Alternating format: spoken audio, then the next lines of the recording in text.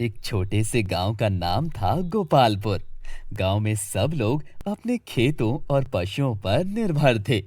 गोपालपुर में सुबह का मंजर कुछ अलग ही होता। एक तरफ गाय बैल के घंटियों की आवाज, दूसरी तरफ मिट्टी से उठती ठंडी खुशबू और बच्चों की खेल कूद की हंसी। इस गांव में एक लड़का रहता था, अर्जुन। अर्जुन के पिता भोला प्रसाद गरीब किसान थे। माँ राधा देवी घर का काम करती थी। अर्जुन स्कूल जाता था, लेकिन उसका मन पढ़ाई में ज्यादा नहीं लगता था।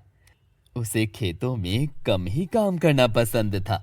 बाकी समय दोस्तों के साथ घूमना, नदी में तैरना की पसंद थी।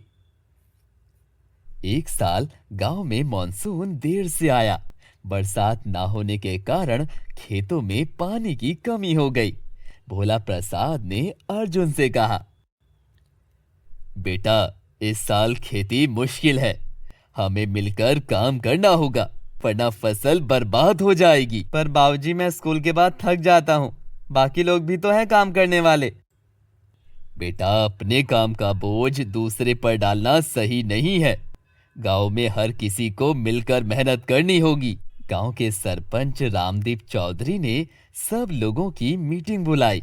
उसने कहा, इस बार पानी की कमी है, इसलिए हम नदी से एक छोटी कैनाल खेतों तक बनाएंगे।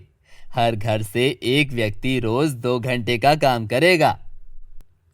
लोग मान गए, लेकिन कुछ जवान लड़के काम से बचने लगे। अर्जुन भी उन्हीं में से एक था। उसने सोचा, मेरे बिना भी काम हो ही जाएगा। एक दिन अर्जुन खेतों के पास से जा रहा था।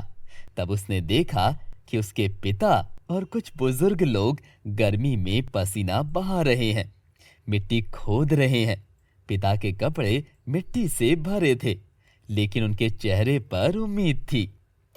अर्जुन के दिल में कुछ छुप गया। उसने सोचा, मैं तो युवक हूं, फिर भी काम से बच रहा हूं, और ये बुजुर्ग लोग बिना शिकायत के मेहनत कर रहे हैं। उसने तुरंत मिट्टी का बेलचा उठाया और पिता के साथ लग गया।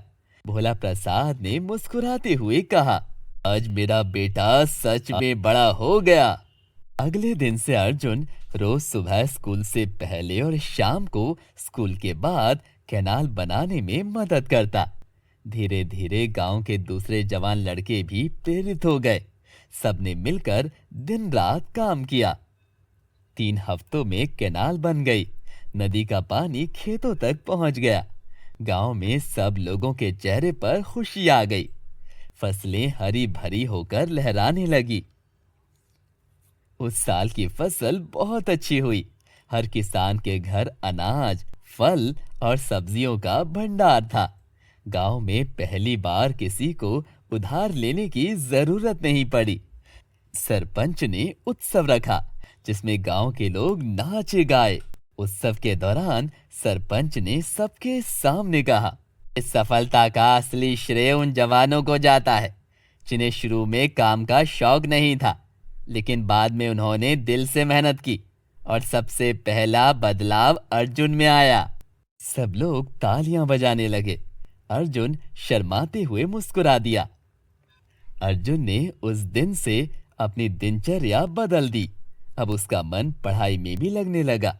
उसने समझा कि मेहनत सिर्फ हाथों से नहीं, दिमाग से भी होती है।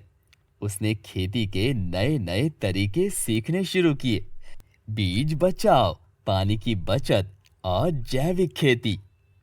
अगले साल उसने अपने पिता के खेतों में जैविक तरीके से खेती की, जिससे फसल और बेहतर हुई। गांव के दूसरे लोग भी उससे सीखने लगे। एक दिन अर्जुन बाजार से वापस आ रहा था, तो उसने रास्ते में एक बोरी पैसे की देखी। उसने खोला तो अंदर 1 लाख रुपए थे। उसका दिल बोला, इससे तो मैं नया ट्रैक्टर खरीद सकता हूँ।